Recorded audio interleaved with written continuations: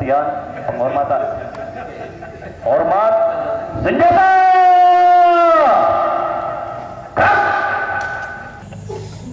Lapor upacara peringatan Hari Kebangkitan Nasional ke-116 tahun 2024 siap dilaksanakan. Lanjutkan. Lanjutkan.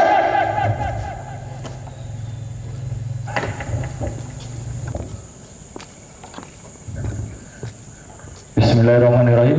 Assalamualaikum warahmatullahi wabarakatuh.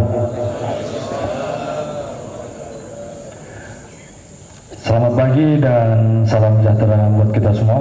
Pada kesempatan upacara dalam rangka peringatan Hari Kebangkitan Nasional ini, saya akan membacakan secara utuh sambutan Menteri Komunikasi dan Informatika Republik Indonesia dengan tema Kebangkitan Kedua Menuju Indonesia Emas 20 Mei 2024.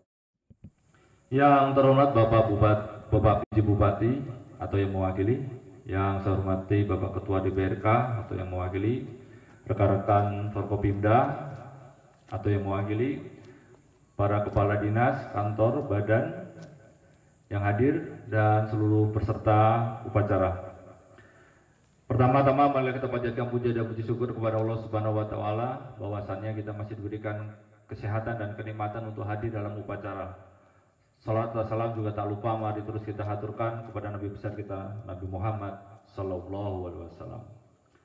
Saudara-saudari sebangsa dan setanah air, hari ini kita dihadapkan pada suatu realitas yang terpampang terang, yaitu kemajuan teknologi yang melesat cepat.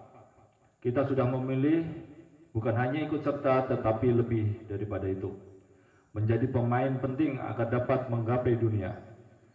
Hari ini hingga 2 dekade ke depan merupakan momen krusial yang akan sangat menentukan langkah kita dalam mewujudkan itu semua. Refleksi atas pilihan tersebut bisa kita rujuk dengan berkunjung kembali kepada gagasan awal menjadikan dan membentuk Indonesia. Bagaimana sejarah telah membentuk bangsa ini. Sejarah diperlukan bukan karena sensasi politiknya, juga bukan sebagai sumber keteladanan nilai-nilai semata, tetapi pada percakapan terus-menerus tentang kemajuan, kemanusiaan, dan kesejahteraan. Keteladanan tidak harus diikatkan pada masa lalu, namun dapat dikaitkan dengan masa depan, yaitu pada ide-ide yang membuka ruang imajinasi peradaban. Lebih dari seabad yang lalu, tepatnya pada tanggal 20 Mei 1908, lahirlah organisasi Budi Utomo, yang di masa itu telah menumbuhkan cita-cita untuk mewujudkan kemerdekaan Indonesia. Hari berdirinya Budi Utomo inilah yang kelak menjadi simbol dari Hari Kebangkitan Nasional yang kita rayakan hari ini. Organisasi Budi Utomo bermula dari sejumlah dokter dan calon dokter di Batavia yang berkumpul dan mendirikan suatu organisasi modern. Banyak yang menaruh harapan pada organisasi ini dan menganggapnya sebagai motor penggerak gerakan kemerdekaan di tanah Hindia Belanda. Bahkan Van de Venheter, seorang tokoh politik dari Belanda, menyatakan sesuatu yang ajaib sedang terjadi. Insulin molek yang sedang tidur sudah terbangun. Budi Utomo menjadi awal mula tempat orang belajar dan berdebat tentang banyak hal, seperti halnya pentingnya pendidikan barat bagi rakyat Hindia Belanda, serta penyebaran pendidikan bagi seluruh lapisan masyarakat, tanpa memandang priayi atau bukan. Dan dari sanalah timbul pemikiran tentang pentingnya memperluas keanggotaan yang mencakup seluruh rakyat Hindia Belanda. Saudara-saudari sebangsa dan setanah air, apa yang telah dirintis oleh Budi Utomo dilanjutkan oleh banyak organisasi lain yang muncul belakangan. Nasionalisme Jawa khas Budi Utomo diperluas menjadi nasionalisme yang mencakup keseluruhan orang-orang di Hindia Belanda. Pendidikan yang hanya ditujukan pada priayi Jawa diperluas menjadi pendidikan untuk seluruh rakyat bumi putra. Perjuangan memajukan kebudayaan Jawa diperluas menjadi perjuangan politik untuk mengusir penjajah. Perluasan dari cita-cita telah tumbuh dan berkembang dan menjadi titik puncak pada proklamasi kemerdekaan. Sebelum Budi Utomo adalah Kartini, perempuan dari kota kecil Jepara yang mengawali lahirnya gagasan kemerdekaan, kebebasan, kesetaraan, keadilan, persaudaraan, dan kemajuan. Melalui berbagai tulisannya, dialah sosok yang menggodok aspirasi kemajuan Indonesia ini. Di tangannya kemajuan ini dirumuskan, diperinci, dan diperjuangkan. Ia sadar betul bahwa zaman baru yang modern ada di hadapannya. Peralatan yang paling mumpuni adalah pendidikan. Pendidikan adalah wahana untuk membebaskan manusia sekaligus membebaskan bangsa dari belenggu penjajahan. Kartini merupakan pembaharu dalam menggagas sebuah imajinasi mengenai sebuah tatanan masyarakat yang merdeka dan sebuah cita-cita ideal baru tentang bangsa yang lebih besar dibandingkan asal-usulnya sendiri. Ia telah memberikan inspirasi penting bagi sumbu-sumbu kecil, yakni para kaum muda, embrio bangsa yang perlahan menjadi nyala, berkobar, dan kemudian kita kenal sebagai pergerakan kebangkitan nasional. Embrio Indonesia lahir dari kemajuan modern dan pencerahan, dari kaum muda yang berpendidikan dan tidak kehilangan identitas keindonesiaannya. Embrio Indonesia lahir dari keragaman pikiran para kaum muda sebagai embrio bangsa. Di tangan kaum muda yang terdidik, tumbuhlah cita-cita kemerdekaan dan kebebasan yang dirumuskan dalam perjuangan. Dari merekalah semangat kebangkitan nasional lahir. Kebangkitan nasional adalah penanda lahirnya zaman baru, pencetus cara berpikir baru, semangat kebangkitan nasional yang merdeka sebagai wahana memperjuangkan kedaulatan dan kemuliaan Indonesia. Apa yang digagas Budi Utomo, Kartini, dan para embrio bangsa kemudian dirumuskan oleh Bung Karno menjadi jembatan emas.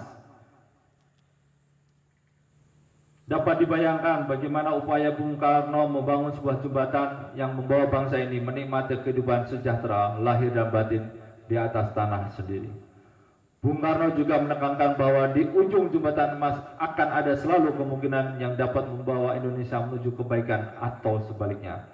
Yang dalam bahasa Bung Karno, bahagia bersama atau menangis bersama.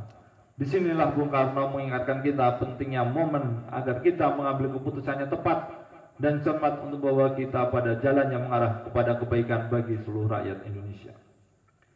Hari ini kita berada pada fase kebangkitan kedua, melanjutkan semangat pertama yang telah dipancangkan oleh para pendiri bangsa. Berbeda dengan perjuangan yang telah dirintis dari sahabat yang lalu, kini kita menghadapi beragam tantangan dan peluang baru. Kemajuan teknologi menjadi penanda zaman baru. Kemajuan teknologi telah menghampiri kehidupan kita sehari-hari. Inovasi teknologi telah mendorong perubahan pada kehidupan bangsa secara revolusioner. Banyak kesulitan yang berhasil disolusikan oleh teknologi. Ada gium di zaman ini jelas, dia menguasai teknologi, dia yang akan menguasai peradaban. Inovasi teknologi digital bertumbuh setiap hari. Kecepatannya bak lompatan kuantum. Dalam 2 dekade terakhir perubahannya menjadi semakin pesat. Teknologi digital misalnya telah melesat jauh melampaui banyak bayangan orang. Teknologi digital telah menebas banyak keterbatasan manusia dunia seakan mengkerdil. Jarak bagaikan tak lagi relevan. Kehadiran visual menyempurnakan kehadiran suara. Sementara itu kita telah terbentang potensi kekuatan yang siap merambah dunia. Bonus demografi menunjukkan bagaimana 60% penduduk Indonesia dalam 2 dekade tahun ini menjadi tenaga usia yang produktif dan siap mengembangkan inovasi dan mendukung kemajuan teknologi serta pertumbuhan ekonomi. Sebagaimana telah berkali-kali dinyatakan oleh Presiden Joko Widodo bahwa peluang kita menjadi negara maju ada 10 hingga 15 tahun ke depan dengan memaksimalkan bonus demografi tersebut. Presiden juga menekankan bagaimana di dalam sejarah peradaban negara dan bangsa kesempatan itu hanya datang sekali. Oleh karena itu jangan ataupun bahkan sama sekali tidak boleh keliru dalam memilih langkah. Saudara-saudari sebangsa dan setanah air, dalam aspek bisnis dan sosial, ekonomi, transformasi digital dapat menciptakan lapangan kerja baru, mendukung pertumbuhan ekonomi serta meningkatkan produktivitas dan profitabilitas bisnis. Potensi-potensi ini tentu mendukung percepatan transformasi digital sekaligus membuka peluang bagi bangsa Indonesia untuk keluar dari middle income trap. perekonomian Indonesia harus tumbuh di kisaran 6 hingga 7% sehingga dapat mencapai target pendapatan tinggi atau negara maju pada tahun 2045. Kebangkitan kedua merupakan momentum terpenting bagi kita hari ini. Kita harus bisa menatap masa depan dengan penuh optimisme, kepercayaan diri, dan keyakinan. Kebangkitan kedua merupakan hal yang tidak bisa kita lupakan. Kita harus terus maju dan siap menghadapi segala tantangan untuk mencapai mimpi sebagai bangsa yang besar. Tidak mungkin lagi bagi kita untuk berjalan lamban karena kita bekerja dengan waktu. Di titik inilah seluruh potensi sumber daya alam kita harus kita manfaatkan, termasuk halnya bonus demografi, potensi transformasi digital, dan menjadikan sebuah titik tolak untuk menjadikan bangsa kita menuju Indonesia Emas 2045. Mari kita rayakan kebangkitan nasional kedua ini menjadi Indonesia Emas. Sebelum mengakhiri amanat ini, ada sedikit tambahan dari saya. Kami atas nama TNI Polri dalam momen yang baik ini tentunya ingin mengucapkan banyak terima kasih kepada Bapak dan Ibu sekalian, pegawai negeri maupun seluruh peserta yang hadir, bahwasanya dalam rangka pengamanan pemilu 2024 yang lalu, syukur alhamdulillah kegiatannya berjalan aman, lancar. Ini sekaligus menandakan bahwa kita semua masyarakat Gayulus siap menghadapi pemerintahan yang lebih baik. Namun kita jangan terlalu euforia dengan terlaksana kegiatan yang telah lalu ini. Namun kita harus mempersiapkan diri ke depan. Kita mempunyai tantangan yang tidak ringan, tantangan yang berat. Dan tantangan ini bukan hanya menjadi beban kami selaku petugas keamanan TNI Polri, tapi kami memohon dan berharap mendapat dukungan dari Bapak-bapak dan Ibu sekalian. Oleh karena itu, pada kesempatan ini kami berharap jadikan momen Pilkada tahun 2024 ini menjadi titik tolak kebangkitan masyarakat Gayulus. Masyarakat Gayulus tidak boleh tertinggal dengan masyarakat dari daerah yang lain. Harus mampu menjadi bagian Indonesia Emas 2045. Oleh karena itu, kami berharap jangan mudah terprovokasi, jangan mudah mendapatkan informasi tanpa dilihat, tanpa ditelusuri dari mana asal muasalnya. Karena hari ini teknologi sudah menyertai kehidupan kita sehari-hari. Seolah-olah lebih penting kita bersosial media daripada kehidupan pribadi kita. Lebih penting kita membaca hari ini trending topiknya apa, hari ini yang sedang viral apa, daripada kita mengurusi keluarga, anak dan istri kita. Ini sangat disayangkan. Oleh karena itu, mari kita sama-sama berdoa dan berharap, karena semua itu tentu berkat izin Allah Subhanahu wa Ta'ala. Yang kita harapkan seluruh penyelenggaraan pilkada yang tidak terasa sudah mulai pada tahapan awal, sudah berjalan, dan tentunya memakan waktu tidak lama lagi, sekitar 4-5 bulan ke depan.